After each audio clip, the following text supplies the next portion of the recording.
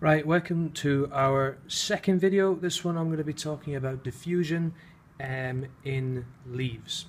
Right, what we're looking at here is the leaf of my plant. Okay, now we're not looking at it like this from a bird's eye point of view. We are looking at it from the side. Okay, we're looking at it from the thin edge on.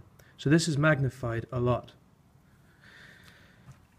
I'm going to take you through the labels. You can pause this and look at it as long as you like, so I'm going to do them quickly.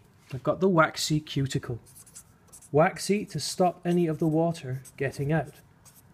Also, why there is no water absorbed by the leaves. That all happens at the roots. Here I've got my palisade cells. My palisade cells are called that because of a palisade fence, which looks a little bit like that. It's an incredibly good drawing, trust me. My palisade cells are absolutely packed with chloroplasts. And my chloroplasts get their colour, these are organelles, from chlorophyll. Chloroplasts are filled with chlorophyll. Get it? Chloroplasts are what undertake photosynthesis. Photosynthesis is the combination of carbon dioxide and water to form glucose and oxygen. Where do I get the carbon dioxide from? Answer it in 1 second. Where do I get the water from? I get the water from my xylem tube. My xylem tube begins at the tip of my roots and travels all the way up through the plant. This is where transpiration occurs. Look at video number 3 for transpiration. There is also a phloem tube. This allows the glucose to flow through the plant to where it needs to go for growth and repair. Remember, the phloem tube is also all the way through my stem. So it starts in the leaves and goes all the way down through the stem, down to the roots, where a lot of the growth occurs. Down here, I've got my stomata. My stomata is responsible for gas exchange. What is gas exchange? Well, here are my chloroplasts. My chloroplasts are making oxygen and glucose. They're taking in carbon dioxide and water. Once again, carbon dioxide plus water reacts to form glucose and oxygen. Okay? Now I've got one gas coming in and one gas going out. The gas on my right is CO2. Okay? CO2 is in high concentration in the atmosphere and low concentration in the plant.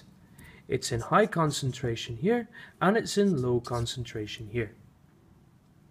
Carbon dioxide needs to enter my plant and get to my chloroplasts.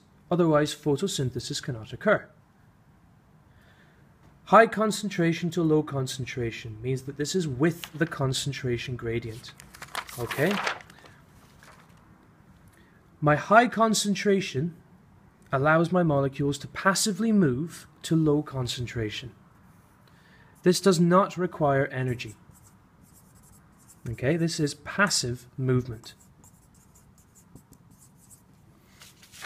So, what is the direction of my carbon dioxide molecules moving? They're going from the outside in, and they're doing it without the use of energy. They're just flowing into the plant.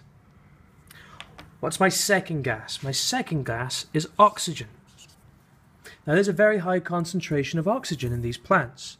Some of it is used for respiration, because remember that plants respire, but some of it also escapes out through the stomata.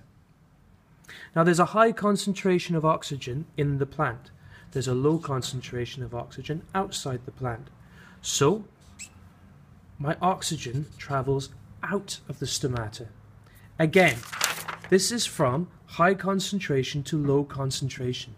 There is no energy used, so it's passive. And that's it. Diffusion in my leaf. The diffusion happens as a passive process. Molecules go from high concentration to low concentration. This allows carbon dioxide in for photosynthesis and allows oxygen to diffuse out, or for oxygen to diffuse around the cell around the plant for respiration.